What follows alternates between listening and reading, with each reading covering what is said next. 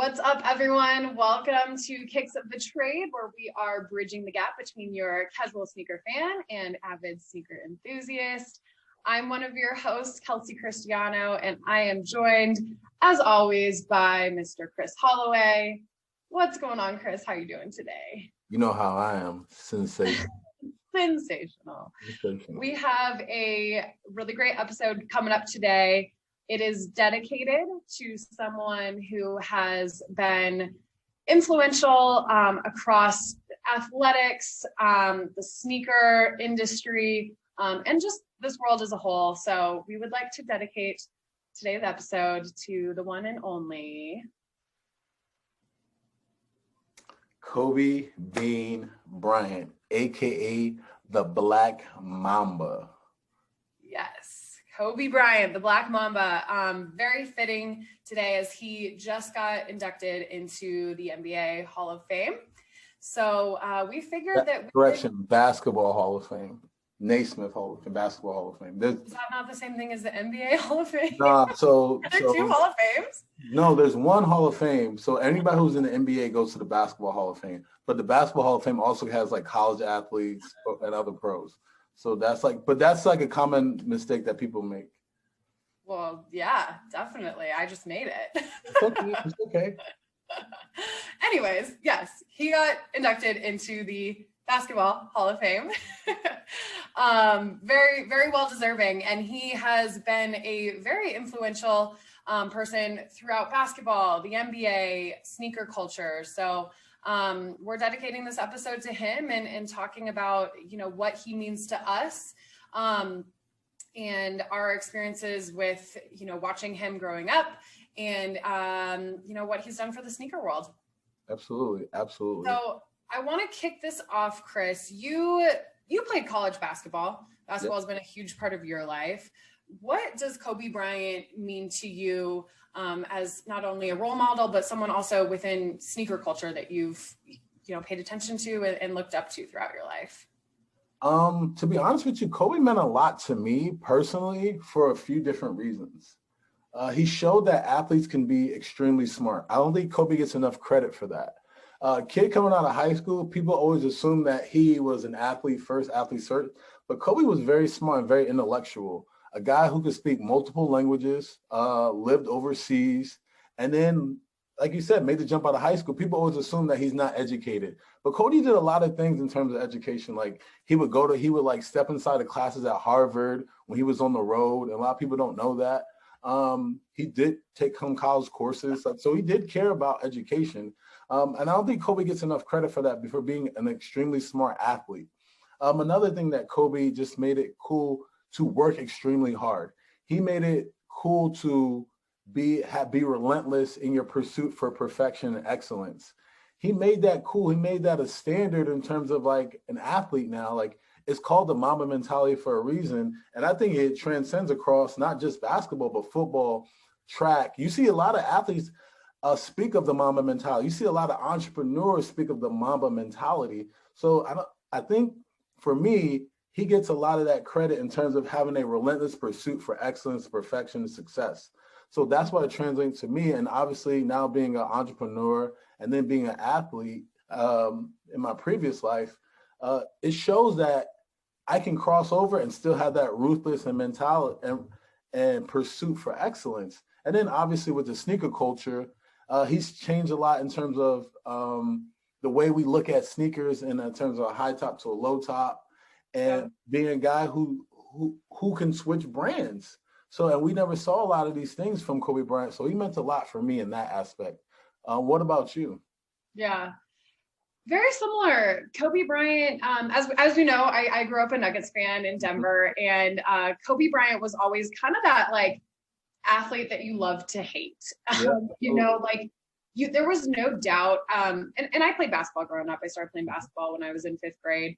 So I started, probably paying attention more so in high school to some of the players in the league. And he was just always someone that, Denver had to go through the Lakers pretty much always in the Western Conference. So whenever Kobe would come to town, it was just kind of like, like, I mean, there were boos in Pepsi Center, like, let's be honest. But you could always appreciate that you were witnessing and watching just greatness. Absolutely. And I was lucky enough to see Kobe Bryant play, in real life a few times, and it was just like, oh man, like, he's so good. He's just so good. And it really goes to speak for like all the work that he put in too, like, his Mamba mentality, like in high school, he would get to the gym at 5 a.m., wouldn't leave till 7, had to make sure he had his 400 shots a day, just this relentless pursuit for greatness. And I think you have to respect that no matter if you're an athlete or, like you said, an entrepreneur. I think that overall mentality is just, you can see that in all areas of life. Yeah. So you got to respect Kobe Bryant and the greatness that he was, and rest in peace. It was definitely a shock to the world when he passed last year. Absolutely. Do you remember where you were when that happened? Because for me, it was like one of those moments that in our life where it's like, it just sucks the air out of the room. I remember the first time for me that happened was 9/11. Many people will say that that's one of the places. I know the older generations, like when JFK got shot. Yeah. So for us, I think that was our moment outside of 9/11. So do you remember where you were during that time when Kobe passed away, or what you were doing, or how it affected you? Yeah, 100%. And I can remember it like it was yesterday. It was on a Sunday. I remember I was getting ready to meet up with one of my girlfriends. We were actually going to go watch the Nuggets game. The Nuggets were playing that day. And I was getting ready. I was waiting for her. We actually lived in the same building, and I was scrolling through Instagram, and I saw like someone had reposted the TMZ story, and I was like, I at first, and at that time, remember, there's kind of a lot of like misinformation going around. Absolutely. And I was like, wait, like, this isn't true. Like, I didn't actually believe it at first. I had to double check some sources. I turned on ESPN right away, and I was like, oh my God, like Kobe Bryant is dead. Like, and that helicopter went down, and I just remember watching and just kind of being in a state of shock. Just that's such a high profile athlete, number one, but also just so many different areas that Kobe was like, his life was just getting started, after basketball, and he had so many different areas, and what he did for women's basketball that, he was working towards, that it was just like, absolutely. So just devastating. Where were you? Do you remember? I mean, yeah, obviously you were. So I do remember exactly where I was. Remember exactly what I was doing. I was having a Sunday fun day. I was drinking a little bit, and I was at View House, actually, View House Centennial. Oh. And I remember it coming across the screen, and I didn't have that feeling of it being fake, because when it passed, obviously I didn't have a personal relationship with Kobe, but it felt like something was missing. And it was like, this seems too real, because I did know Kobe used to like frequently travel with a helicopter. So when they said it and I was putting the piece together, I was like, man, I think this is real. And then I started, everybody, like, you're in a room full of people, and I'm in a bar with, how big View House is. Yeah. Everybody was getting a text message at the same time, and everybody's looking at their phone, like, and it was like, there was like hundreds of people, and it was insanely quiet. Obviously, it's pre-COVID. It was insanely quiet for a bar that packed. And I was like, man, this is too real. And I remember getting a call, and I was just like, I started crying. And like, I'm not overly emotional. I really don't cry.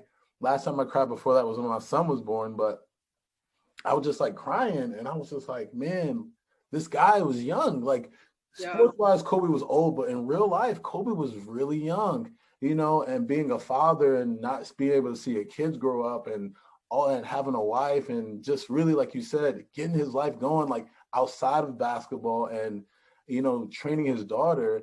It was really hard to see from my perspective, and somebody you idolized and grow up and looked up to. Like, I wanted to do some of the things that Kobe did post-career, like we talked about earlier, having an Academy Award for an animated short. Like, that's one of my goals. I wanted to always have like something like that. So to see somebody like you looked up to and an icon and have their life cut so short, we don't see that very often from professional athletes, even let alone celebrities. So, and we talked about that, So it was hard for me. So I remember exactly where I was. It was just one of those moments, you know? So Yeah. and I want to say congratulations to Kobe and his family for achieving that accomplishment in terms of the Hall of Fame. That's not a light accomplishment to be the best at your sport or the best at anything to go in the greats of the greats. So that's not an accomplishment that we should take lightly. So I just want to honor the Bryant family for that. And Kobe, you know, God rest your soul. You know, you worked hard and you left a lasting mark on this planet. So you did what you were supposed to do. I just hate that your life got cut short. Yeah, absolutely. I know. I wish that he was, and I'm sure his family obviously feels this way too, here to see that legacy that he's left, and you know, be there to accept that award because it's a huge accomplishment. Absolutely. So yeah, congratulations to the family. Well, let's go to a lighter subject. Let's talk about Kobe's impact in terms of like sneakers. You guys came here for sneakers. That's what we talk about. So let's talk about Kobe's impact towards sneakers. Now, with Kobe Bryant, he's a little bit different from most signature athletes that we've ever seen of his stature. First, the thing is, he's a kid who came out of high school, you know, to sign with Adidas. He was the first one to come out straight out of high school. No. He wasn't the first. No, he wasn't the first. He was there was a gap between it because you got to remember Kevin Garnett came out of high school. Moses Malone came out of high school. There was guys before him, but I think he was the best ever to come out of high school, him and LeBron James. But I'm not great with my sports knowledge apparently today. It's okay. But like Moses Malone came out of high school. The reason I know is because my uncle actually played against Moses Malone in high school. Okay. And he was like, this dude's like a beast. So I mean, look, I lived this. But to get back to it, but Kobe did something that we never seen, switch sneaker brands amongst his career. So his Adidas sneakers, they were okay. Not the greatest. What do you think about his sneaker, his Adidas line, strictly Adidas? What do you think about it? What you like, what you don't like? There's some things that I like about his stint with Adidas and some things that I don't really like with his stint with Adidas. What I do think was really cool about the way that Kobe has influenced sneaker culture. He's always been very, very innovative with his sneakers and trying to really get every, you know, edge possible in improving his basketball game. So his first sneaker with Adidas, they used that it was wear your feet technology. Yeah. They and you can see it within the shape of the shoe because it was the Crazy 8. Was kind of like designed to form with the natural curvature of your feet. Absolutely. So it was designed to, you know, help, I guess, like less rolled ankles, you know, kind of be more of a natural and going away from that like boxy sneaker. So I thought that was actually, that was pretty cool. You know, the next sneaker that came out, the Kobe's and the Kobe 2s really, I think that's what did it for Kobe, honestly, because that shoe was not aesthetically pleasing. Oh. Looked, you know, supposed to look like an Audi, looked more like a minivan. Yeah. And Adidas really missed the mark there with that sneaker. I have to agree with you on that. Like that might be the worst Kobe shoe I've ever seen in my entire life. And it's hard to keep a guy of that magnitude happy with a shoe that ugly. And then athletically, I don't think it performed well either. You know, it wasn't one of his greatest seasons. I mean, it's Kobe. He's going to be Kobe regardless. It didn't matter what shoe. You could play in a Chuck Taylor, he's going to kill. But I just think he wasn't happy with his selection in terms of what they were doing for his sneakers. Yeah. I'll agree with you. The Crazy 8 was my favorite Kobe with the Adidas line. It does. You said this earlier when we talked before the show. It does model the Yeezy 500 in terms of like the sole. So I do like that. Kind of rounded on the side. Yeah. So anybody who's not familiar. Yeah. So anybody who's not familiar with the KB1, it later got changed to the Crazy 8 because Kobe left Adidas. So they can't use KB. They can't use Kobe Bryant. So it's called the Crazy 8. So for anybody who's trying to look up these sneakers, that's a little bit of a history lesson. And if you say, hey, this kind of looks like something, it's the Yeezy 500. So Google the Yeezy 500. If we're able to, we'll be able to show an image of the Yeezy 500, and then you understand the similarities and the designs of the two shoes. Kanye did use that shoe to inspire the design. Yeah. And a lot of his shoes today, I think, are really inspired off of that type of technology. Mm-hmm. Yeah.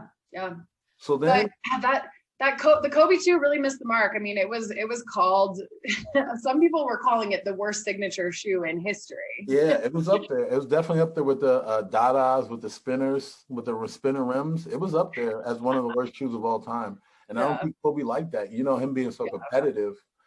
He didn't like that he had one of the worst shoes ever. He never outwardly said it, but his actions showed it. And I'll segue into that. So Kobe left Adidas in an unprecedented fashion. A lot of people don't know this story, but Kobe actually paid $8 million. It's funny, he was wearing number 8 and he paid $8 million to get out of his Adidas contract, which created probably one of the biggest buzz sneaker-wise in NBA history. One of the best players at the time was entering sneaker free agency, and he could wear whatever shoes he want. Now, some of the stipulations were Adidas said, hey, we'll let you buy out your contract, but you have to go a full season and not wear,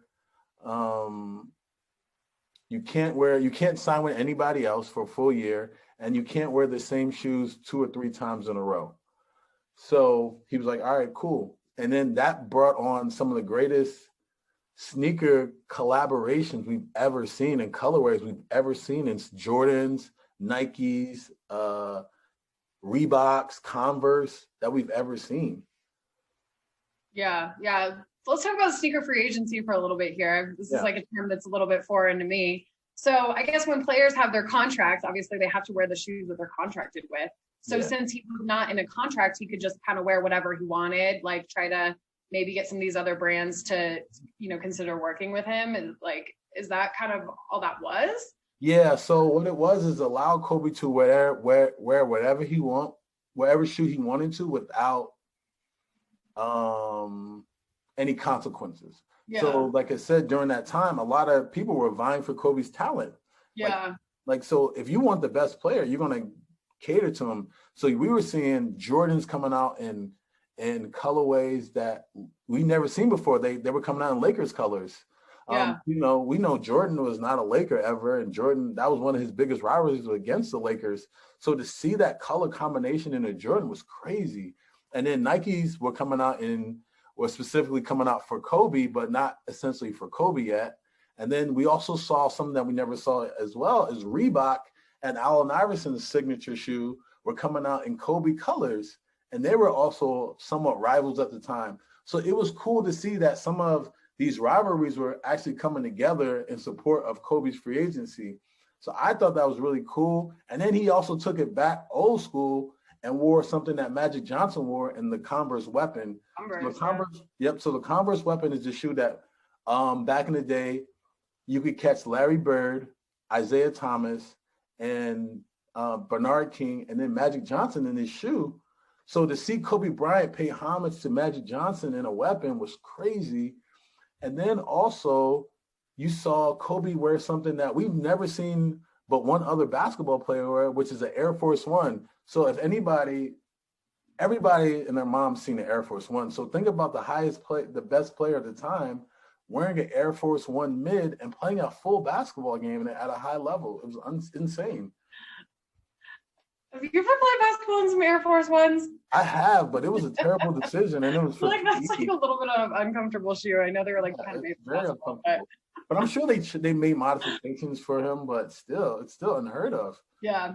So enter his stint with Nike. Mm-hmm. So Kobe Bryant joins Team Nike in about I think it was like 2000. So he started wearing Nikes in 2003. So he had those Huaraches that he was wearing. Yes, he was wearing the Huarache 2K4s. Yeah. So he was entering that year that we were talking about. And then he did the Hyper Dunks. Yep. Because then he had that Aston Martin commercial we were talking about. Yep. And then the Hyper Dunks, I believe, were the first. So Kobe won his first championship with Adidas. Mm-hmm. And then the Hyper Dunk was the first. Oh no, that wasn't it. That was before. That was the Aston Martin shoe. Mm-hmm. The Kobe Zooms were when he won his first championship without Shaquille O'Neal. Without Shaq, Big Shaq. Yeah. But What are some of your favorite like Kobe memories in specific shoes? Ooh, like like you have that certain shoe like where something happened, like the Aston Martin, right? Like you're gonna remember like the hyper dunks for the Aston Martin. Like what other Kobe memories you have, like him wearing specific shoes that you just like? Ooh, that's a good question. So I'm gonna say, you know what? There's three that stick out in my mind specifically. The first one is when during the most of them are during the free agency. I'm not gonna lie to you. That free agency. So not even in his signature. Yeah. So I think the first one was when he wore the true blue threes in the NBA All-Star game. And that was Michael Jordan's last All-Star game. And Kobe was in that free agency. So Kobe was wearing Jordans and Jordan threes. So like that was insane. To go with that colorway and those jerseys, the throwback uniforms for the All-Star game, it was just like, and then Kobe was killing it. I think it was it might have been in the Garden. That All-Star game may have been in the Garden. I could be wrong, but it was just like the perfect combination of Jordan's going away and then Kobe like taking over the league, like this is my league now. I think the second was when Kobe played in the Garden in the Jordan, the Laker colorways, the 8s and the 3s. That was like a special moment just in sneaker history. Now they have that Kobe pack where it's like the 8s and the 3s. So it's a highly coveted Kobe pack. And then I just think that that Kobe 9. And the reason why the Kobe 9, aesthetically, it's not my favorite. Yes. But what I got the Kobe 9s here in my hand for those of you listening. But what that Kobe 9 represented was his comeback from a significant and could have been career-ending injury. And then he changed and remodeled the whole design of his shoe. Because if people don't really notice, Kobe's shoes are usually low top. This is the first one that he had where first is an extremely high shoe. We've never seen that in basketball before. And then the next thing, it gives a little story about like his road to recovery, going back into from a terrible injury. So if you look at the back of that shoe, it symbolizes, and everybody Google this, the Kobe 9, the back shows like the stitches where he had the surgery. So it's like his battle scar, but essentially on his sneaker. So you can kind of go back to that road with him and go down that road with him. So I think it was a great homage to how hard it takes to come back from an injury. Like I said, it's not my favorite aesthetically, but it is one of my favorites in terms of like the story behind it and then how it changed the NBA in terms of seeing an extremely high basketball shoe. And then you see guys wearing it now like DeMar DeRozan and Ja Morant. Yeah. What about you? This is my favorite Kobe style, the Kobe 9s. I think, and like you said, Kobe, I inspired from his love for soccer, really liked this like low top shoe. And that's a different thing in the basketball world. You're used to seeing high tops and like protecting your ankle. Like I always played basketball in high tops. So I don't know, maybe I'm just kind of like more drawn to the high top style. But we talked about this a little bit too. Kobe's are not the same way Jordans are, Jordans are much more, you can recognize the different styles, I think a little bit easier than you can throughout all the different Kobe releases. They're not as easily, I think, to pinpoint. Yeah, identify, because they all have what kind of shoe they actually are. Yeah, like they all have a lot of similarities in terms of like the design. Kobe liked what he liked, and you can see it very evident in his shoe designs. But I also will say this. That's your favorite Kobe? I'm going to tell you guys my favorite Kobe, and then we'll kind of wrap it up for today. My favorite Kobe has to be the Kobe 6 Grinch. That shoe is so iconic for me. That'll be like my number one. It'll be hard for it to be beat. Those undefeated Kobe 4s are super fire. That whole line with the Milwaukee Bucks, San Antonio Spurs. I think they had 2 Spurs colorways actually. And then obviously the Lakers colorways. But those 2, the 4s and the 6s are my favorite in terms of like the Kobe, the whole line. And then the Crazy 8s, the first ever Kobe. So those are my 3 favorites. But that Grinch is probably number one for me. Just watching him going out and killing on Christmas Day. It's just like the whole Christmas Day games and the vibes and stuff like that. I just think it was a perfect combination of everything. And then him embracing that villain role on Christmas Day as the Grinch. It's like you never see a guy do that. You never see a guy, I want to be the Grinch. that stole Christmas. Like people don't, like Kobe's psychological warfare was on another level. And he even goes down to his shoes where like guys are wearing like Santa Claus colors. He's like, nah, I want to be the Grinch. I'm still Christmas. Like that's the ultimate level of savagery that I loved about Kobe Bryant and that ruthlessness that he had, you know? So. Yeah. No, yeah, you love to hate it. Like that was what it felt like every time he came into Pepsi Center. Like it was just, and like he just had this look on his face, like that he was just here to dominate, and he didn't care if anyone was booing him. No. He was still gonna put up, 40 points on you. Absolutely. You gotta appreciate, all that Kobe was in his greatness and kind of playing that villain role. I think you just love to hate it. R.I.P. the Mamba. R.I.P. the Mamba. R.I.P. You know what we didn't talk about? We can talk. I think this is pretty cool about Kobe shoes. So if you're watching the YouTube, he came up with this logo after Adidas, right? So this was on I think the first Kobe shoe, his sheath. Yeah. The Mama sheath, and it's got a lot of similarities with samurai culture. Oh yes. Yeah. And Kobe was just so smart, like you said, like advertising genius. And I love the imagery of some of this stuff because it just was kind of like, I'm a badass. And like, it's the emblem that goes on a samurai sword, like how much more badass can you get? Yeah. That's Kobe, man, in a nutshell. But thank you guys for listening, checking us out. Like you said, subscribe to our podcast, comment, tell us what you think. Tell us, hey, comment what's your favorite Kobe Bryant shoe, what Kobe meant to you, and just anything Kobe related. Hey guys, hit us up. Kobe's a special place in our hearts. So Kels, you want to say anything? That's it. Mamba out. Yeah, Mamba out. R.I.P. Bye. Take care. Later.